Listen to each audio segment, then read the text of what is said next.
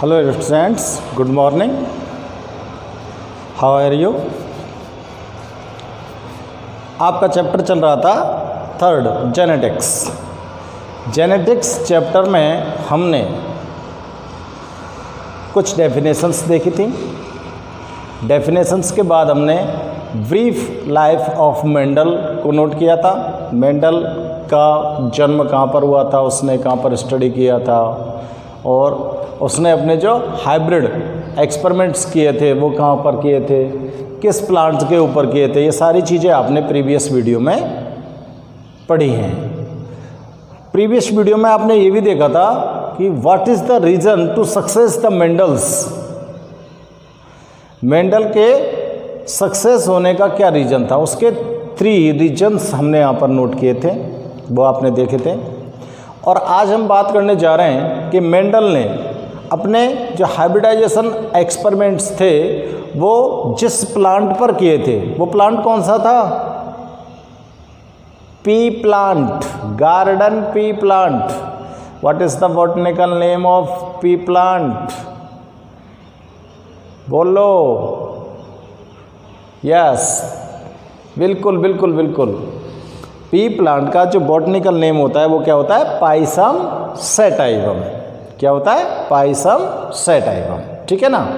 और आज हम बात करने वाले हैं कि पाइसम सैटाइवम जो था, यानी कि पी प्लांट जो था, उसको सेलेक्ट किया मेंडल ने।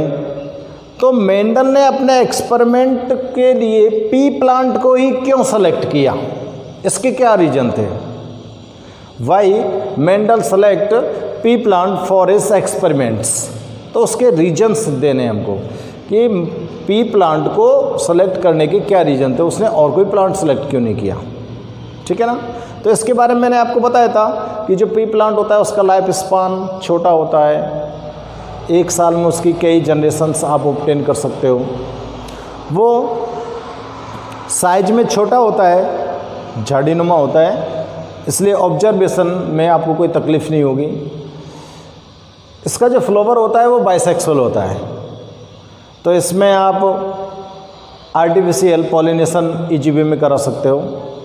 और पी प्लांट के अंदर जो कैरेक्टर्स होते हैं, डिफरेंट कैरेक्टर्स यहाँ पर इसके अंदर प्रेजेंट होते हैं, और वो भी हम देखेंगे कौन कौन से कैरेक्टर यहाँ पर प्रेजेंट होते हैं। तो फर्स्ट ऑफ ऑल में हम नोट करते हैं कि what is the reason to select pea plant for Mendel. Mendel ने पी प्लांट को सेलेक्ट क्यों किया? तो मैं यहां पर हेडिंग डाल रहा हूं, reasons to select pea plant. मटर के पौधे को सेलेक्ट करने के क्या कारण थे वो यहां पर आप नोट कर रहे हो पहले। तो देखें, Mendel select pea plant for his experiments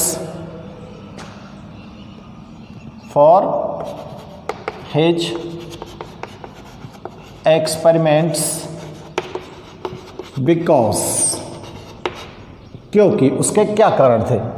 first reason देखते हैं हम क्या है। P plant is annual. P plant क्या है? एनुअल होता है। P plant is annual. Annual का मतलब साल भर में कंप्लीट हो जाता है। ठीक है ना। It was possible to study many generation in a short duration. It was possible to study, छोटा लाइफ स्पान होता है, 1 साल में तैयार हो जाता है, इसलिए आपको इसकी कई जनरेशन्स को स्टडी करने का अवसर मिलता है। Study many generation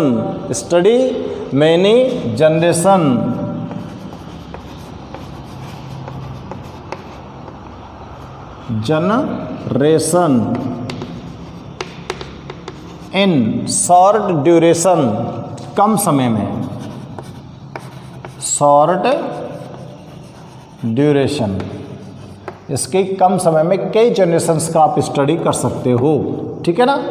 second reason क्या है, it was easy to get pure line, it was easy to get pure line,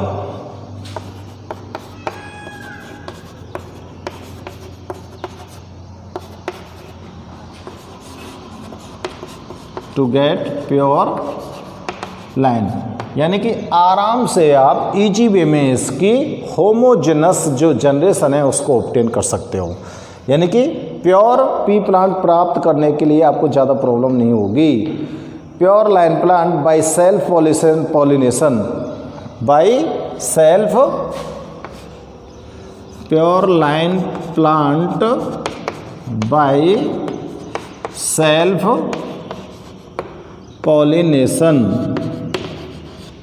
और सेल्फ पॉलिनेशन के द्वारा प्योर प्लांट क्यों प्राप्त कर लेते हो, बिकॉज ऑफ, क्योंकि इसके अंदर क्या होता है, फ्लावर कैसा होता है, bisexual, because of bisexual flower, इसका जो फ्लावर होता है वो कैसा होता है, बाइसेक्सुअल होता है। बाइसेक्सुअल का मतलब इस पर दोनों सेक्स प्रेजेंट होते हैं, ठीक है ना।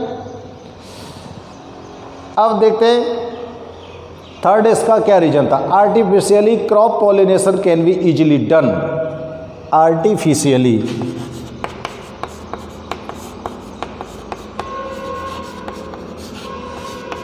Crop pollination can be done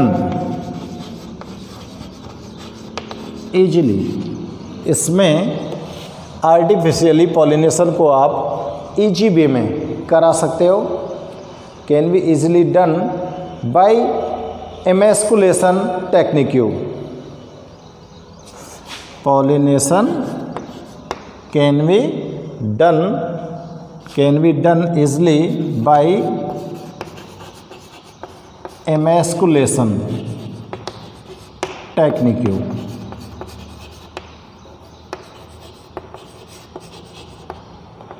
emasculation technique होती है, एक ऐसी प्रोसेस होती है कि अगर आपके पास बाइसेक्सुअल फ्लावर है और उस बाइसेक्सुअल फ्लावर को आप किसी पॉलीथीन वगैरह से ढक देते हो तो उसके अंदर पॉलिनेशन की प्रोसेस को आप रोक सकते हो, ठीक है ना। और आप अपने इच्छा अनुसार किसी भी पॉलन ग्रेन्स को उसके ऊपर डालकर पॉलिनेशन करा सकते हो, ये प्रोसेस थोड़ी सी एमेस्कुलेशन कहलाती है, ठीक है ना। और फोर्थ इसका रीजन था कि various constructing characters are present in pea plant, various constructing characters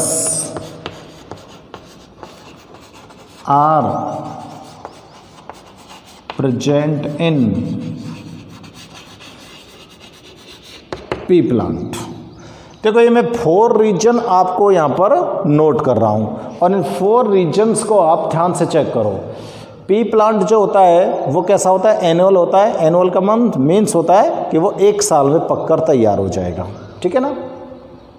उसका लाइफ स्पान छोटा होता है, 4 महीने में कंप्लीट हो जाता है, 1 साल में आप इसकी 3 फसलें ले सकते हो, ठीक है ना। तो इसकी जनरेशन का जो स्टडी करना है वो इजी होगा कि नहीं होगा। अगर पी प्लांट की जगह आप ऐसा प्लांट लेते जो 10 साल में इंक्रीज होकर कंप्लीट होता है तो ये एक्सपेरिमेंट संभव नहीं हो पाते, पॉसिबल नहीं हो पाते। तो it was to study many generation in short duration, तो कम समय में भी इसकी कई जनरेशन्स का आप स्टडी कर सकते हो। It was easy to get pure line plant, इससे शुद्ध वंश क्रम प्राप्त करना आसान होता है, यानी कि शुद्ध मटर का पी प्लांट आप इजी वे में आप इससे ऑब्टेन कर सकते हो by self pollination, self pollination की प्रोसेस के द्वारा, क्योंकि इसके अंदर जो फ्लावर होता है वो कैसा होता है, बाइसेक्सुअल होता है। और artificially crop pollination can be done. Artificially crop pollination इसके अंदर आप करा सकते हो, किसके प्रोसेस, किस टेक्निक के द्वारा? एमएस्कुलेशन टेक्निक के द्वारा। एमएस्कुलेशन टेक्निक आपको भी मैंने बताई थी। इस टेक्निक के थ्रू क्या करते हैं कि जो बाइसेक्सुअल फ्लावर होता है उसको, जैसे ये फ्लावर होता है इसको कवर कर दिया, अब इसके ऊपर कोई भी पोलन ग्रेन नहीं गिरेगा नेचुरली। तो अब अगर आपको इसमें आर्टिफिशियली पॉलिनेशन कराना है तो आपका जो मन कर रहा है, जो आपकी विश है, आपके अकॉर्डिंग टू विश इसके ऊपर पोलन ग्रेन्स डाल दो, चाहे वो होमोजेनस है चाहे वो हेट्रोजेनस है, ठीक है ना। और उसी से इसके अंदर क्रॉस हो जाएगा, क्रॉस होने के बाद नेक्स्ट जनरेशन आपको ऑब्टेन हो जाएगी। तो ये होता है एमएस्कुलेशन टेक्निक। और various constructing characters are present in pea plant. और पी प्लांट के अंदर बहुत सारे डिफरेंस कैरेक्टर्स प्रेजेंट होते हैं। डिफरेंस कैरेक्टर्स कौन कौन से हो सकते हैं? जैसे देखो मैं आपको बताऊं कि कुछ पी प्लांट्स तो ऐसे होते हैं जो लॉन्ग होते हैं, कुछ पी प्लांट ऐसे होते हैं जो शॉर्ट होते हैं, जिनको ड्वार्फ बोल सकते हो आप।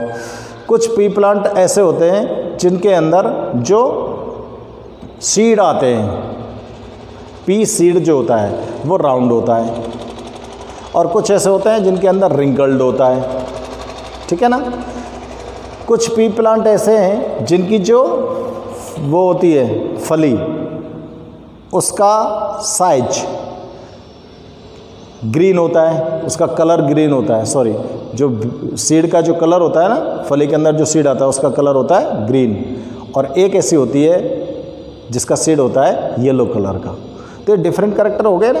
तो इस तरह के 7 कैरेक्टर्स को उसने डिफाइन कर लिया था। 7 कैरेक्टर्स जब उसने डिफाइन कर लिए तो उसके बाद उन कैरेक्टर्स का उसने स्टडी किया, और स्टडी करने के बाद उसने अपने हाइब्रिडाइजेशन एक्सपेरिमेंट्स के रिजल्ट्स ऑब्टेन किए थे। अब देखो मैं आपको बता दूं कि कौन कौन से कॉन्ट्रास्टिंग कैरेक्टर्स इस पी प्लांट के अंदर प्रेजेंट होते हैं, क्योंकि कई बार एग्जाम्स में ऐसा होता है कि क्वेश्चन आ जाता है right any 2 contrasting characters of P plant. कोई भी 2 कैरेक्टर लिखिए आप, ठीक है ना। तो आपको यहाँ पर मैं बता देता हूँ कि कौन कौन से कॉन्ट्रास्टिंग कैरेक्टर्स थे जिनको यूज़ किया था मेंडल ने। इनको नोट कर लो पहले, और कॉन्ट्रास्टिंग कैरेक्टर्स लिखते हैं। देखो मेंडल ने पी प्लांट के अंदर जो कॉन्ट्रास्टिंग कैरेक्टर्स सेलेक्ट किए थे वो 7 थे। वो कौन कौन से थे वो नोट करने हैं हमको यहाँ पर। तो मैं हेडिंग डाल देता हूँ, मेंडल, आप लोग ध्यान रखना ये हेडिंग है, Mendel selected 7, Mendel selected 7 contrasting characters for his experiments,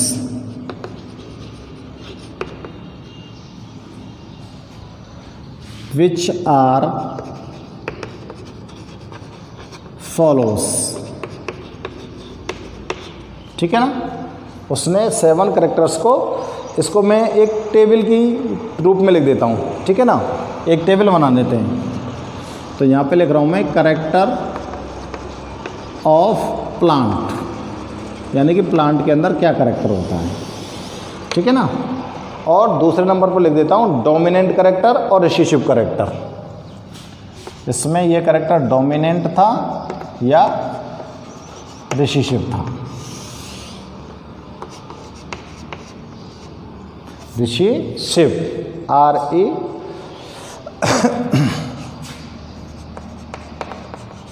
ठीक है ना। तो इस टेबल के थ्रू आप नोट कर सकते हो।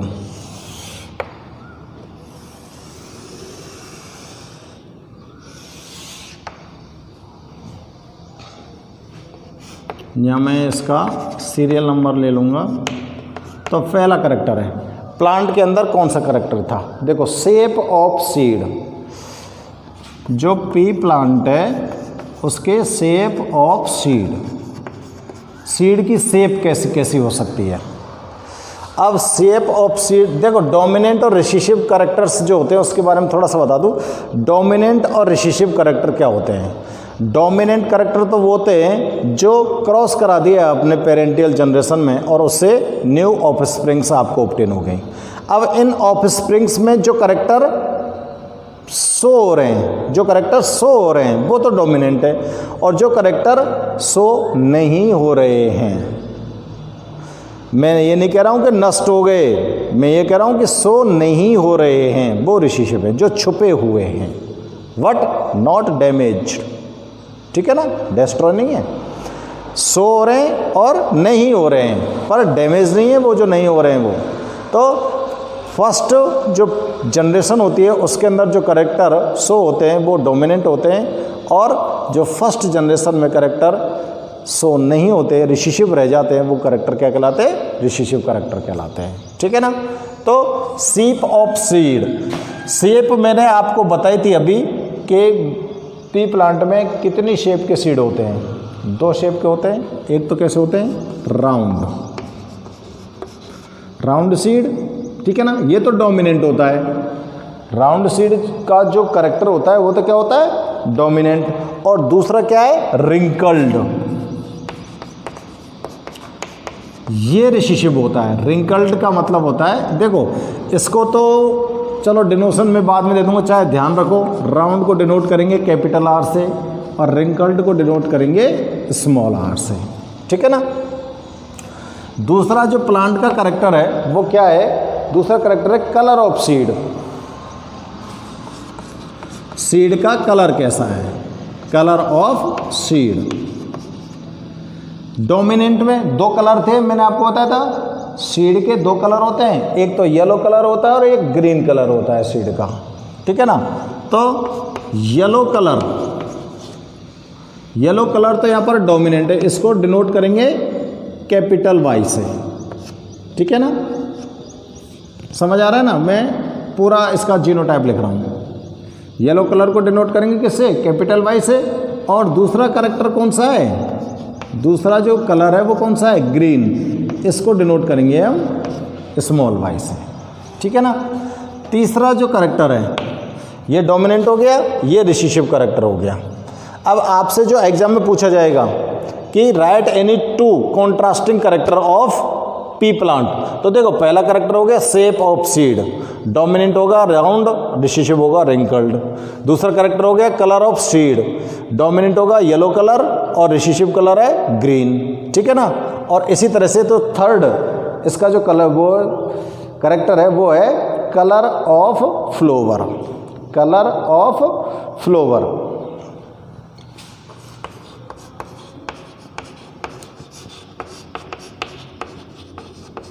देखो 2 कलर के फ्लावर आते हैं, एक तो आता है इसके अंदर वायोलेट और एक आता है इसके अंदर वाइट। तो वायोलेट कलर जो होता है वो तो डोमिनेंट कैरेक्टर है और वाइट है वो रिसीशिव कैरेक्टर है, ठीक है ना। फोर्थ जो है कैरेक्टर वो इसने जो सेलेक्ट किया था वो था shape of mature pod, shape of mature pod,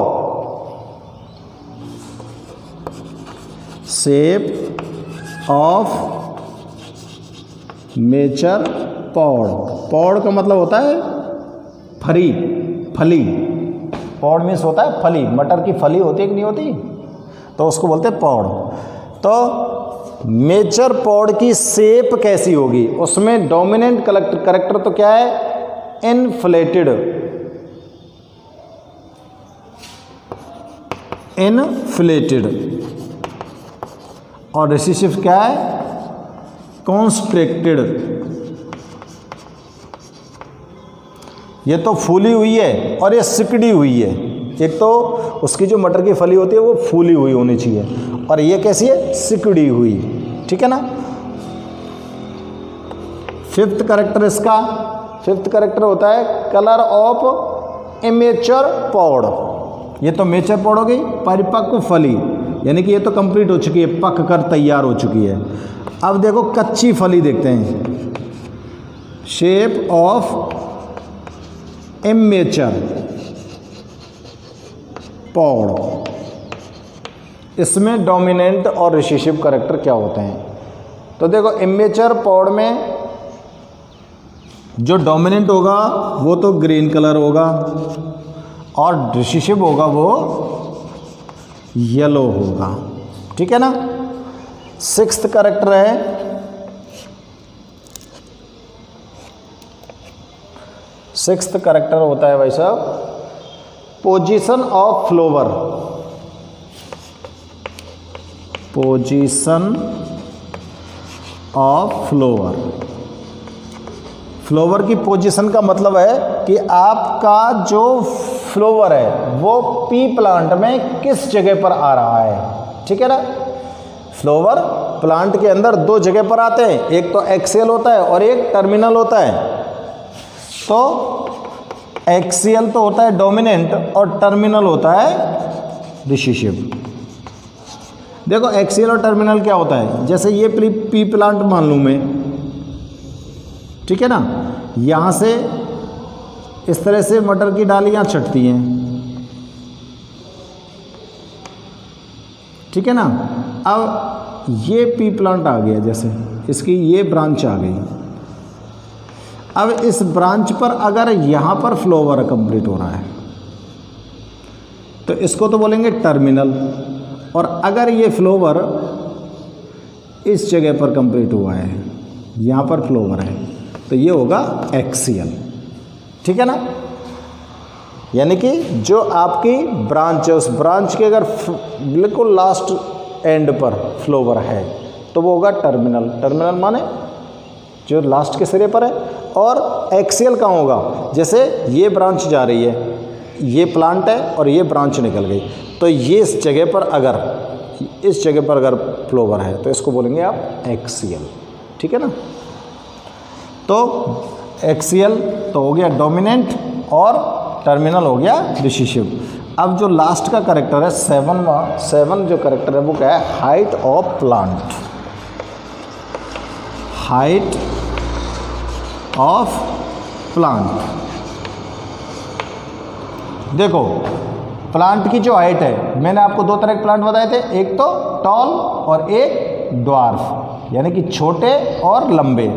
तो जो टॉल प्लांट है वो तो डोमिनेंट करेक्टर होता है, टॉल को डिनोट करते हैं हम कैपिटल टी से, और ड्वार्फ्स आ गया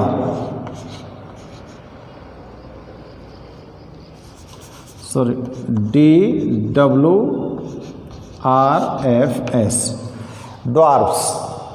अब इस ड्वार्फ्स को